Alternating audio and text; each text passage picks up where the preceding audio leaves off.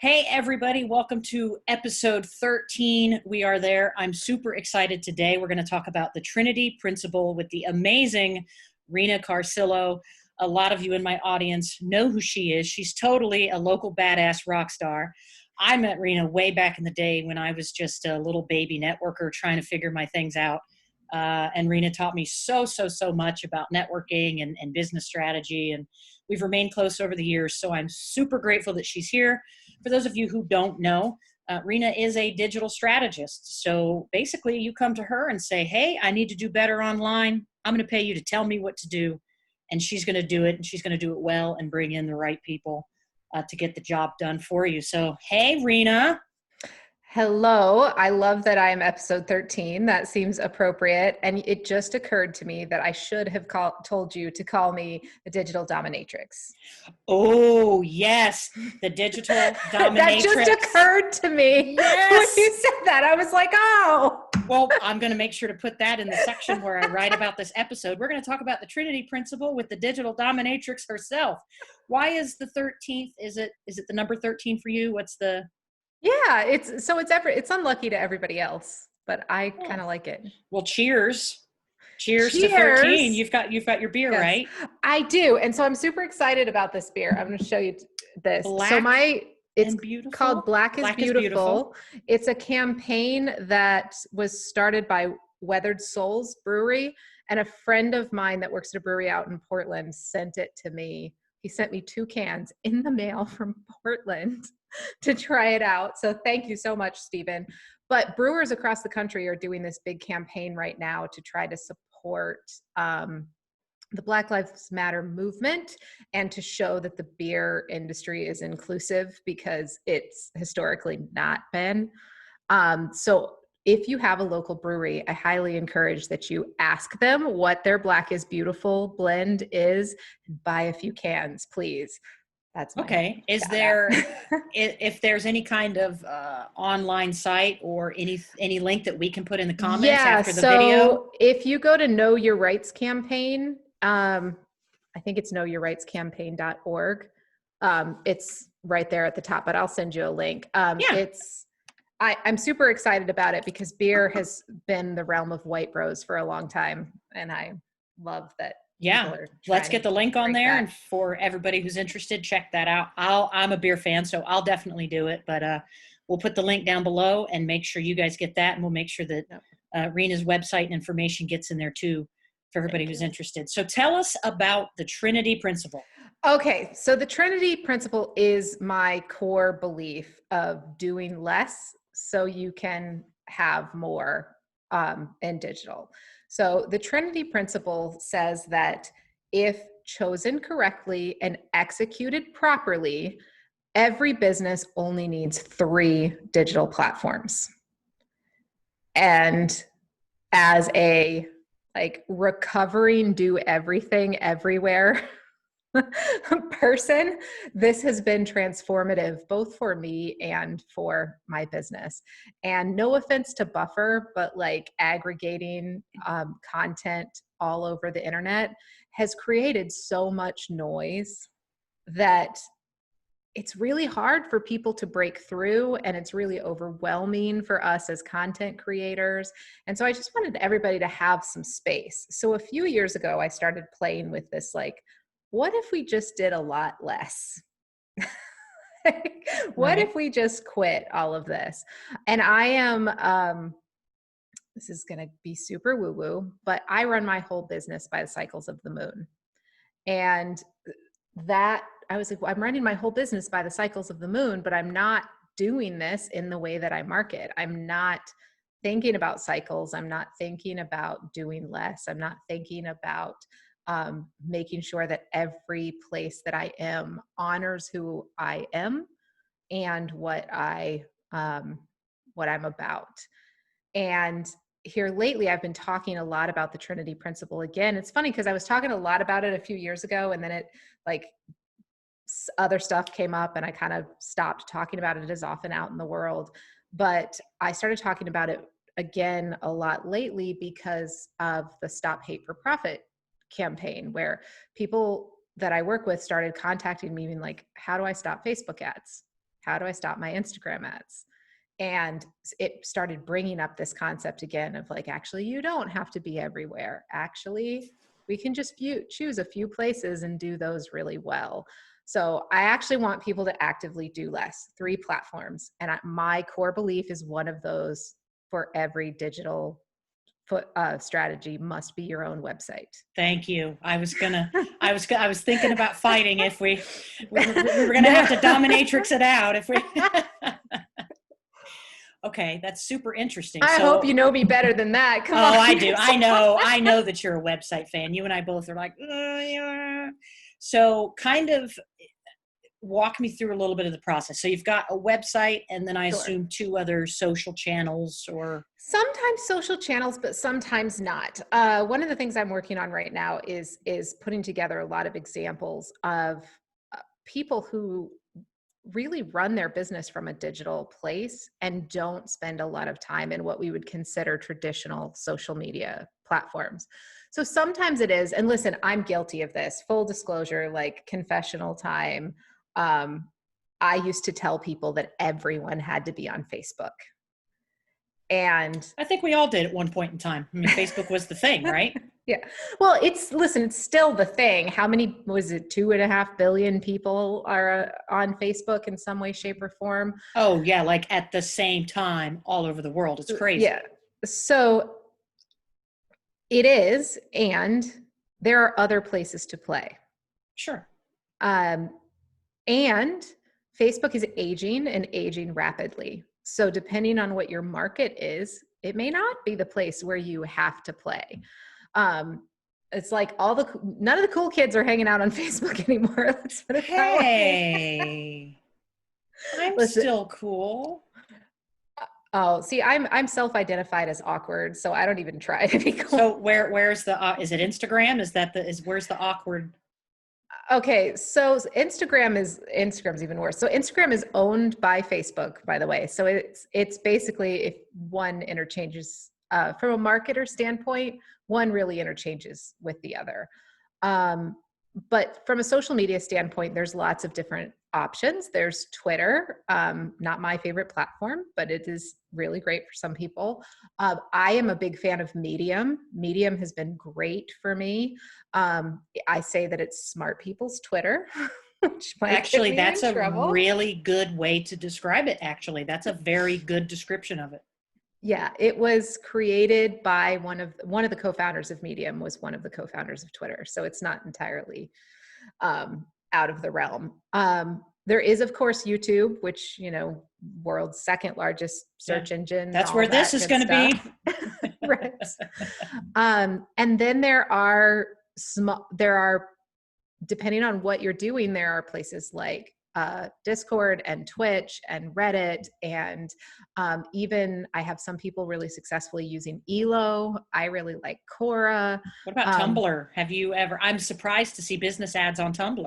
So should I admit this? I haven't really been on Tumblr since I got over my really liking a certain type of erotic images phase. Tumblr does have a very specific place in social media because Tumblr and Twitter are among the few that have the least amount of censorship when it comes to the physical body. Yeah, so Tumblr is a really great place for sex ed. It is also, there are a lot of sex educators that use Tumblr a lot. It's a really great place for it's usually a younger demographic. This is where knowing your raving fan really comes into play, right? Like, who is it that you're trying to reach? Because that's going to really direct your platform. For example, in the past, LinkedIn has been a very important platform for me.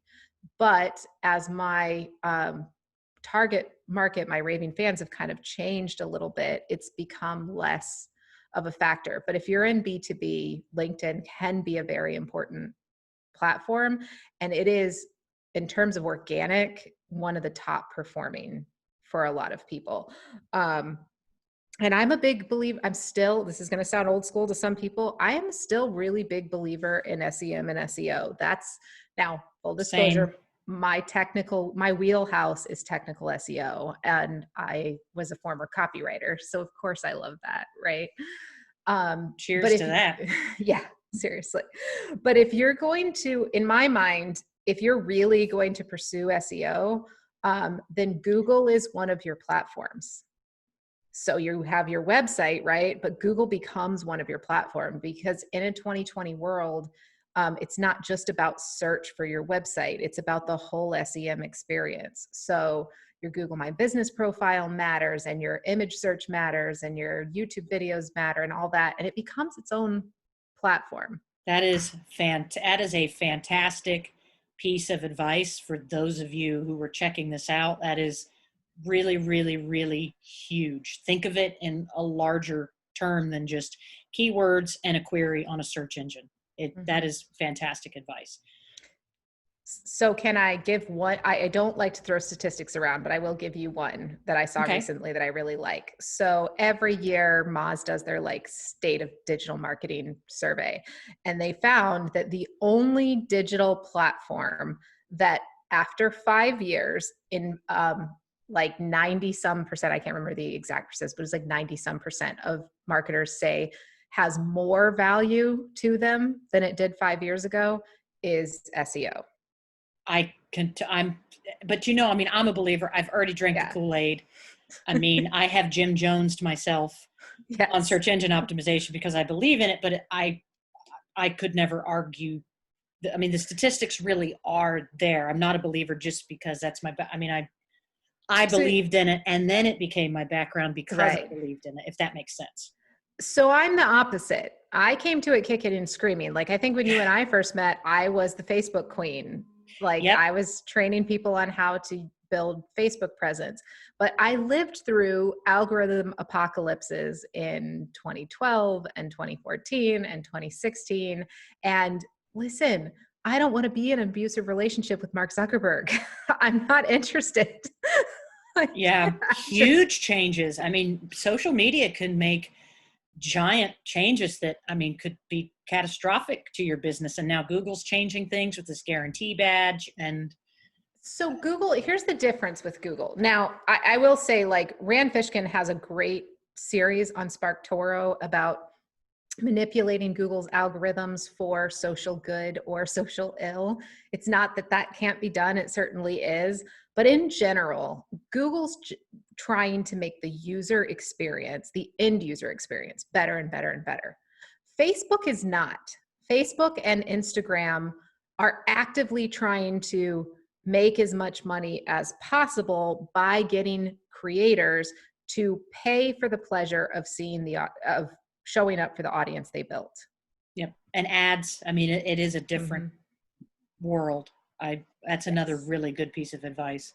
Yeah. So, but even organic on Facebook, when I first started in the Facebook world, I could reach 98% of my followers organically on Facebook. Oh, it used to be so much easier. And then they realized that, we can make ad revenue. Right. Whereas you don't really have to invest anything in Google ads to be prominently featured if you're doing your SEO right. Right. And right now, and there's two things happening right now, right? So for local businesses, Google My Business right now is really good still. It's maybe even better than it was a few years ago, because they've finally started to cave to some of the people like me whining that people shouldn't be allowed to manipulate the algorithm the way that they were. Like, no more fake phone numbers and fake addresses. But and PO boxes being your Yep. But Google My Business is to me the most important platform for local businesses.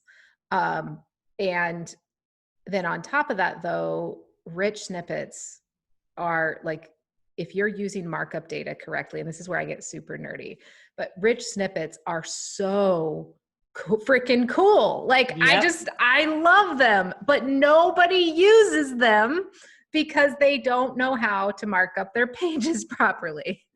And we're doing all this work to create all this content to go all these places, and just not like completing the work on this one thing. And that's why I just want people to do less And so that's what the Trinity Principle really is about, is do less so you can do it better. I love it. I love it. I mean, I'm a huge fan of telling people you can't be everywhere and there's no point being in front of everyone. Yeah. So you got to be in the right places and in front of the right people. I feel like I'm going to piss off somebody at Buffer or Hootsuite or somewhere like that. I am anti-aggregator. Me too. I don't use it. I don't encourage people to. I mean, if you want to do it, that's your thing. I'll send you a list of some options. I'm the same way for the same reasons. I just think it's counterproductive. It's disrespectful. Well, I think it's actively, I don't even think it's just like I do think it's a waste of time, but I also think it's actively disrespectful. Like, you can't be bothered to spend time on that platform interacting with those people, but you want to push your shit to them. Thank you. I mean, and we're not criticizing you if that's what you do, because maybe in your mind, that's the way that you should be doing it. But there's so much value in actively being online and engaging. Statistically, when you predate stuff, it doesn't do as well, because when you're relevant, like when I go on Twitter and see what video game is trending, that's what's relevant now. If I post that shit a few weeks out, it's not going to be there. Well, and it sounds mechanical too. Like I probably have this conversation every day, and I'm sure you do too, right? Of like, it's not that this platform doesn't work. It's that your stuff is bad. I know that's not a good feeling to have, but facing all things to heal, we must face them, right? And facing that what we're doing is not right for the person we're trying to reach is often the first thing. This is why I said digital dominatrix is probably a better title.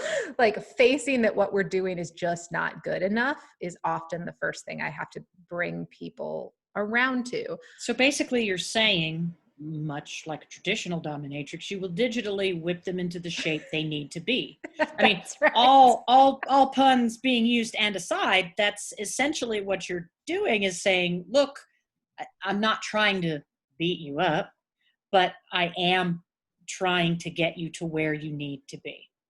Yeah. And kind of, and you know, knowing Rena as well as I know her, she's not going to be mean, but she's not going to bullshit you or beat around the bush. It's going to be, this is where, you know, you need to do better. Yeah. I was once told by, I got a job because the person told me, you're the only person I have ever seen that can tell people that no and tell them that they suck and they love you for it. I mean, it's the way, I think, when you say it in the right way, but when you own it, like when you confidently own, this is my decision and I'm confident in it. Well, and it comes out of love too. It's like, if I don't just go around telling people that they suck, I'm like, you could do so much better than this. Let's do something awesome. Yeah.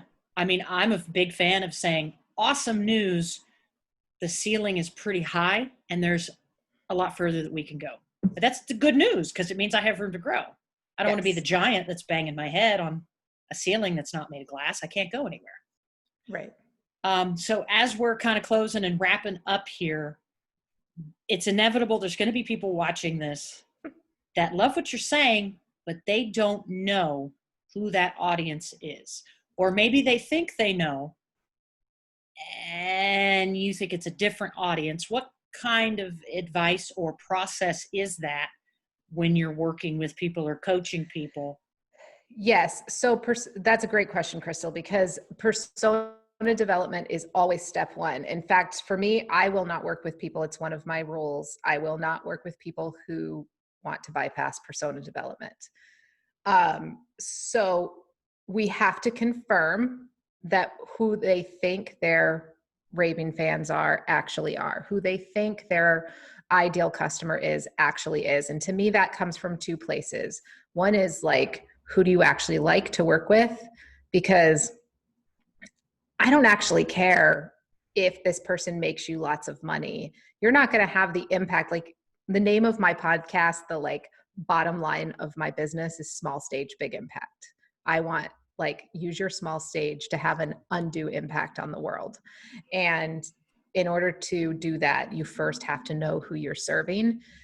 And in order to do that over the long term, you need to like them.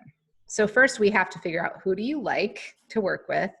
and that nice Venn diagram intersection of both who do you like and who can you make a good living working with. And we have to figure that out. And then we have to find out where they are and what makes them tick. That's always question one that needs to be answered. And I don't care if you've been in business for 5 days or 5 years or 50 years.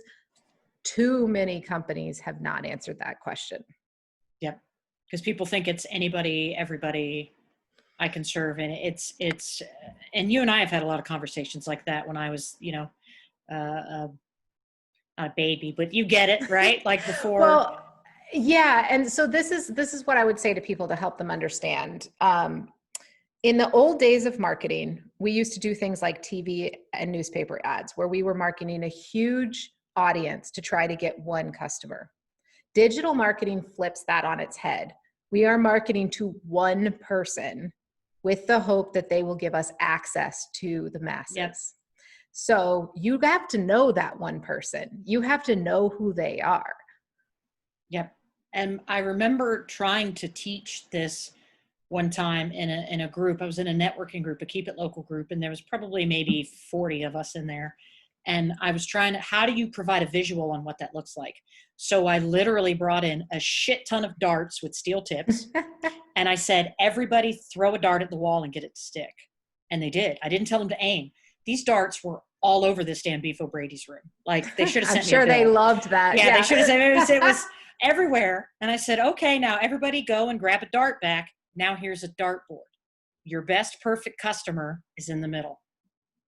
Everybody didn't hit it. You're not going to hit it, but if you know where you're aiming, you're going to get closer to it. So that's essentially the advice that you're giving the audience, correct? Is that you'll help them identify their bullseye and the simplified 3 methods in which they can aim and kind of try to set their sights on that area in the idea to get better customers. Is that essentially what it is? And I've become pretty hardcore about that at this point. Like I recommend, well, you could see me going on an Instagram live rant about this shortly before this call. I don't believe that companies should hire people that don't require that information at this point. Like, who is your primary persona? It's like, you're as a copywriter, you have to know who that person is to write well to them. You really do. And there are people sometimes where I'm like, you know what? I just can't mimic your voice well enough. I just can't. And that's okay. That's understandable. We're not going to be perfectly suited to work with everybody, just like everybody's not suited to be your client. So totally. What a gem. What an absolute gem of advice that you've given everybody today. I have the pleasure, Crystal. I don't work with people I don't like anymore. That's the great thing. Like now I want to say full disclosure. This is a privilege. I have been in this business for 12 years. I did not start this way, but at this point I'm lucky enough. I don't work with people I don't like anymore. Right. Which is, the end goal. Yeah. Obviously. This has been really good information. This is a nice big nugget of good stuff. So wrapping up here, just a little bit over time, but we're kind of good. Do you have any like closing thoughts or maybe a favorite quote or some final kind of shebang finale that you want to? Yes, I do. Thank you. Oh. So I hate to bring in the white male here, but you'll have to excuse me. I really like when you think about when you're going to hire someone in digital, think about that Albert Einstein quote. If you can't explain it simply, you don't understand it well enough. So the number one thing I would always tell people is make sure that you understand what the person you're hiring is doing and why they're doing it. And you'll feel a lot less frustrated about where you're putting your money. That is very good advice. And it's also good advice to try to work with somebody that can explain very technical, confusing things to you in a way that you can understand it. Yes, because so many people in this industry try to talk over your head so that they can just get their check. Or they try to be unethical, but that's another show for another day. That's a show where I have 2 beers and then I go really into it. We could always schedule a future event where we'll talk about all those black hat, tricky, dicky little snake oil. Oh, I get real up in arms on that one. Then I look forward to that. Then we'll have to do that in a future episode and drink beer. So awesome, episode 13. Thank you so much for being on the show. I bless you. I appreciate it. And I'll make sure in the pinned post in the comments below that we've got that information from Rena where you can find her online and you can find information at your local, I'm not good at this word, brewery. There you go. To get your black and beautiful beer. And anything else that Rena wants to send over she thinks is a good source for you guys, we'll make sure to put in there. Just remember to subscribe if you want to see stuff like this and a whole lot more. All right, Rena, thank you so much for being on the show, my love. Thank you.